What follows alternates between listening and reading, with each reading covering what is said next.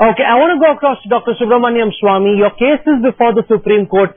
Do you not think it would be wiser for the BJP to let law do its job, hear from the Supreme Court what its views on your application are, and then decide whether they should press for Chidambaram's resignation? Do you think they've jumped the gun over here? Well, first of all, I think you have a very poor understanding of the Constitution. Parliament is not under the Supreme Court. Parliament has an independent power to punish.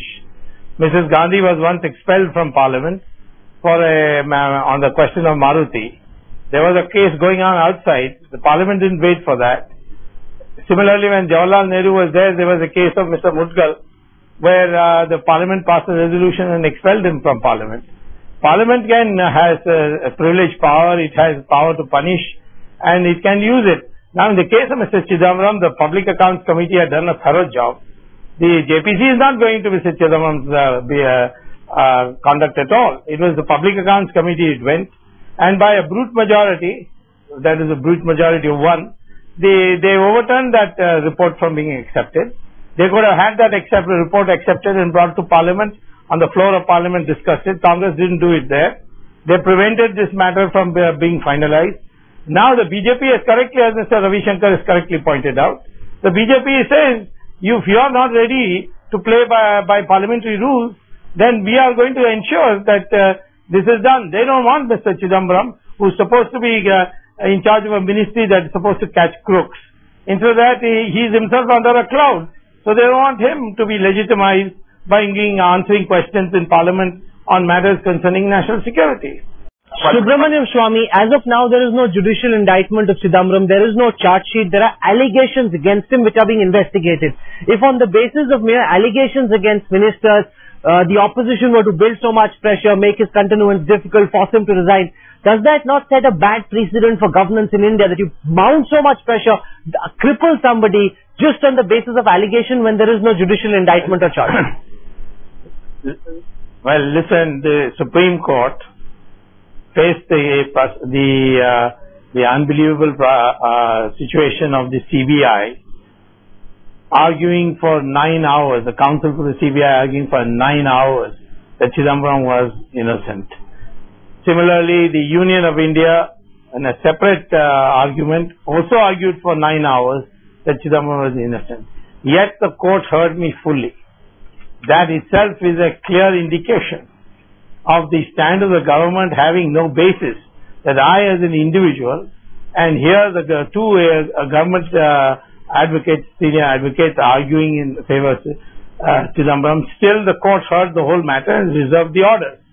Now it's not anymore a question of allegations. It must have had prima facie validity, otherwise the court wouldn't even have heard me. They would have thrown it out at the very outset. So first of all, this is the usual spin that the Congress is giving, to say it is all allegations.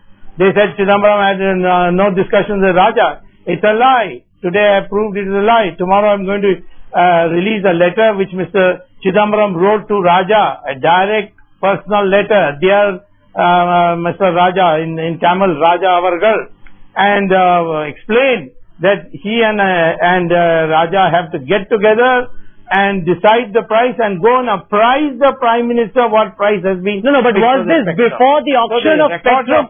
Because a lot of the letters that you're now releasing is after Raja had already gone off and auctioned 2G spectrum. So in that sense, it can't really be held against Chidambaram.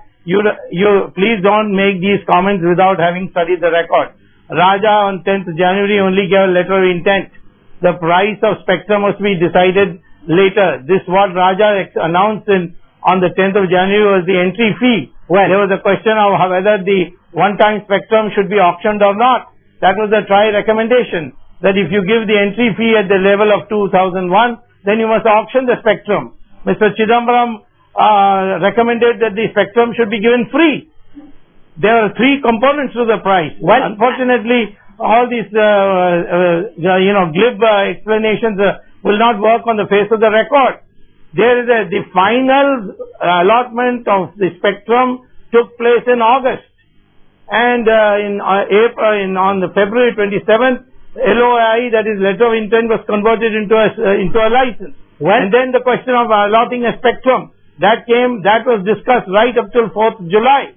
And then finally in September these licenses were given. Okay, at the end of the show, you've given a teaser for a headline for tomorrow. You're saying you got a direct letter between Chidambaram and Raja. That's yes, I'm going to Ravi Shankar Prasad is raising his hand, but I'm running out of time. Mr. Prasad, very quickly, please, before we end the discussion.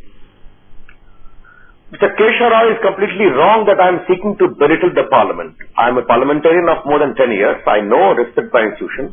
I only said that if this worsening economy and price rise can be contained in action of government in 21 days parliamentary session, that is not the right premise. That's what I stated, and I hold that on the view. The government promised that we shall bring prices in the last session, and what they have failed again.